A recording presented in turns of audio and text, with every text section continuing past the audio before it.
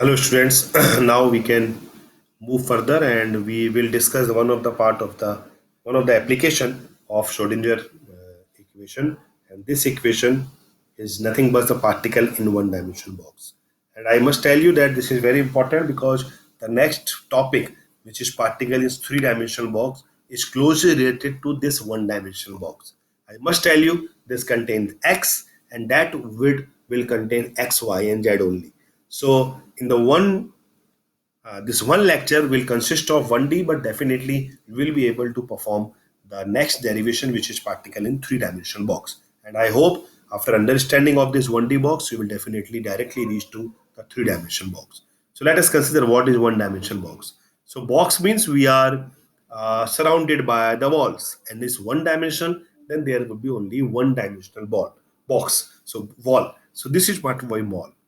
These are the walls at x equal to 0, x equal to a. Since we are targeting a particle, so ultimately to block a particle, they need a potential.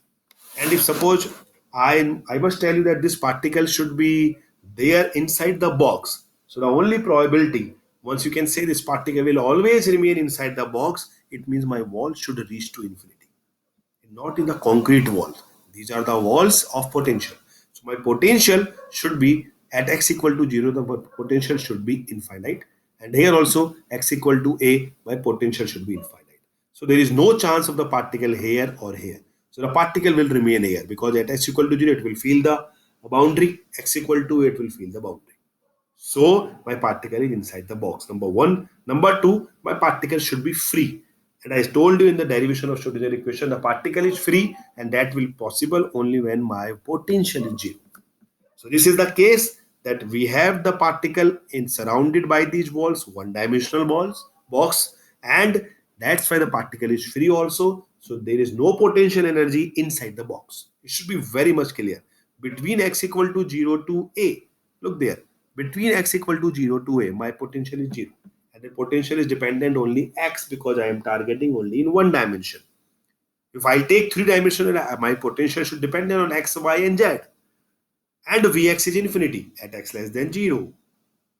It's okay. At x greater than 0, my potential is infinity. So it should very much clear to all of you that what is the meaning of particle, free particle in one dimensional box.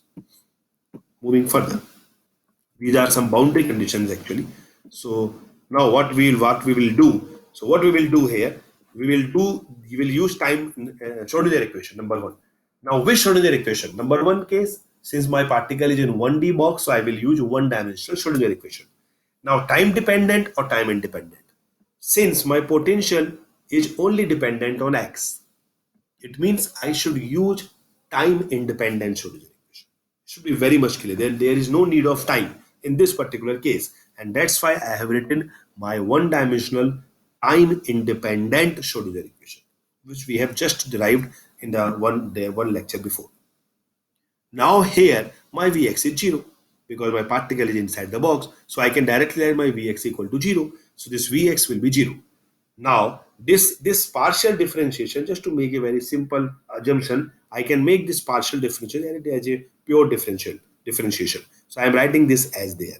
Now this 2m upon h cross E psi x. Now E is energy. E is the energy. I'll take it further. What is the meaning of this E? But anyway, this 2 upon h cross square is actually constant. So what I can do just to solve this differential equation, so I am putting this 2m E upon h cross square as a constant, and this 2m upon h cross E square as a constant, and which is actually this 2m E upon h cross square equal to k square. So I am writing this 2m upon h cross square as a k square, and that is why this equation now becomes a simple second order differential equation. I hope you remember how to solve this equation in the mathematics. So here here my k square is this one, and this you can write k is under root 2m e upon h cross square. I will take it further that we will use this equation later on, but now and to solve the energy actually. So to calculate energy, we will discuss this particular equation h cross square k square by 2m in the later on. So my this equation becomes a simple differential equation, and this differential equation may have the form in the solution as a sine kx plus b cos kx, where a and b are the constant. So this is directly from the mathematics. Now A and B are the constant. I can calculate these value constant from my boundary condition. Now what are the boundary conditions? We know from that box that at boundary at x equal to 0, at x equal to 0, remember my psi x should be 0. Why my psi x should be 0? Let me tell you that at x equal to 0 we have a boundary and there will not be any particle for sure, because this is having the infinite boundary. The meaning is that my particle will be in between 0 to a, not at x equal to 0, not at x equal to a. And if there is no chance of the particle, then definitely the wave function which gives the idea of the particle will be 0. Hence my wave function at x equal to 0 will be 0 and at x equal to a will be 0. So the boundary condition is this one. At boundary x equal to 0, my psi x will be 0. I can put my psi x equal to 0, a at the end x equal to 0. So this sine 0, this will be cos 0. So sine 0 will be 0. This part is 0, psi x is 0. So 0 equal to 0, this is 0 and plus cos k into 0. Ultimately, these two parts will be 0 and cos k, cos 0 will be 1. So I will get this value b equal to 1. Hence, my one of the constant here in this equation b equal to 0. So I'll remain is part is psi x equal to a sine kx. That's it. So this was my wave function. This is my wave function from this equation. So the wave function is this. Now I just put this next boundary condition that at x equal to a, once again the second boundary, x equal to a, my psi x should be 0. So from this equation I can write once again this equation was, we have reached here, psi x equal to a sine kx. What I'll do now, psi x is 0 when x equal to a, the next boundary condition, so which will give me psi x equal to 0, x equal to a, so a sine k, ultimately sine k equal to 0, k should be n pi, and from there I can get this k. Actually we have taken this k, the constant, we have choose this constant, so I got this value k equal to n pi by a, where n k may have the value 1 2 3 etc. So this k can have infinite values, depends on n values. So this n equal to 1 to n. So my psi x will be, the psi x will have, I just want to recall, the psi x was there. This was the last psi x. It contains a and k, two constant. So my psi x will be there, which will be a, and psi in place of k, I can write n pi by a. So n pi by a into x. So this is my wave function. And this wave function depends on n. That's why I am writing sine n x equal to a sine x n pi by a. So this is my wave function equation. Here again, a is a constant, which we will calculate later on, or you can calculate psi here from here. It's calculation of constant a. So let me tell you how can we calculate the calculation of this constant a. So what happened, to calculate the constant a, we use normalization condition, and I hope you remember this normalization condition, that we can integrate for the probability which is the square of the wave function, and this probability, the whole sole probability must be equal to 1, and that is normalization condition. Now here, since we are having only one dimensional box, so my box will have dx, because I have to differentiate, integrate with respect to x only, no need of y, no need of z, no need of z. This should be there, and you can integrate from minus infinity to plus infinity. But what will happen? Because my particle cannot lie at minus infinity, because my particle is bound between 0 to a. So this normalization will result from minus infinity to plus infinity, will result to 0 to a only. So I can integrate with respect to 0 to a, because I know the particle exists only in this box. So I can do that. I can put this value of psi, which we obtained there, a sine n pi a. So I squared it, x dx. This integration you can simply integrate, because sine square you can replace is 1 minus cos 2x. You remember this one, a is constant which is taken out.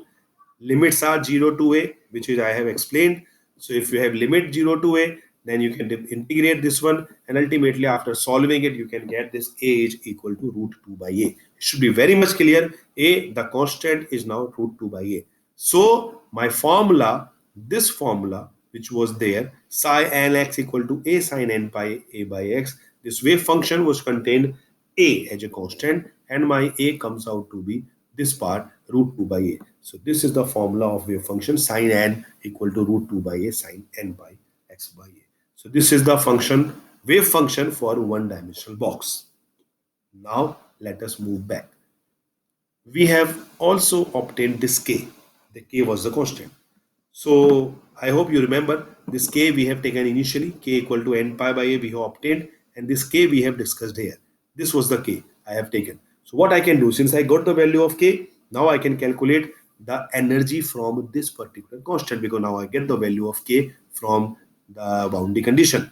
So we have this E equal to this one, h cross square k square by 2m. Now this k is n pi by a. So I'm writing here this k is n pi by a square, n square pi square by a. You should very much clear that where this 8 from actually. So h cross is there. So this h cross we may write h by 2 pi. So this h by 2 pi will give you h cross square by 8 pi square by n. Somebody has done here also. So this all will be cancelled and the remaining part is n square h square by 8m square. Or if you have h cross, so you can write n square pi square h cross square by 2m square. So ultimately this is the form of energy. This is the eigen value of the energy. So from which we can get this the formula of energy. Now this is again n dependent. So if we put n equal to 1, we will get E1.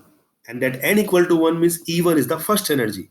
And that energy will be h cross square by 8ma square, or in part of h cross square, this will be pi square h cross square by 2ma square. Ultimately, this is n dependent. I can write this whole is 1, E1, because this will be remain constant because h is constant, mass of the particle is constant, a is constant, a is the dimension of the box. So this En would be n square E1. Hence, I can write that this is 0 point energy of the system, this E1, and all the energies are the multiplication of the square of n with E1. So what will give me? You can write n equal to 1 will give you E1, n equal to 2 will give you 4 E1, n equal to 3 will give you 9 E1, and so on. So you can say that if we are calculating the energy, so energies will be quantized. So it's not that the particle which is free, which is bound in one dimensional box can have any value of energy. No, it will have E1, this energy, or it will have 4 times of E1, or this will have 9 times of E1, or this will have 16 times of E1. There is no energy lie between in these values. And that is the good reason that the energy is quantized in a box. In fact, the particle is free. Even the particle is free, but this particle will have this sort of quantized energy. We can say the question may be asked, the proof that the energy eigenvalue will be in the ratio of 1 ratio 4 ratio 9 ratio 16. So you have to answer it that yes, the energies may be in this manner. We have done this already, calculation of A. So we have got this wave functions formula already. So now this wave function is also independent. So what we can do, that we can write it here in this manner. This is my first wave function, because n equal to 1 will have this. This is my first wave function, second wave function, and third wave function, and so on. So these all are the energies there. The wave functions here, if you plot the probability is actually the square of this psi. So ultimately this all negative will be positive, and then we have this the probability of first particle, probability of particle in that n equal to 1 state. Here is the probability of particle n equals to 2 state. There is no particle in between here at the center, and n equal to 3 also. These all these all diagrams are actually necessary if you are deriving, or if you are writing, if you are answering the question that particle in a one-dimensional box. So in this way, you can derive the formula of wave function. You can derive the formula of wave function here, formula of wave function, and formula of energy eigenvalue, and you can use this diagram to solve Schrodinger equation in one dimension.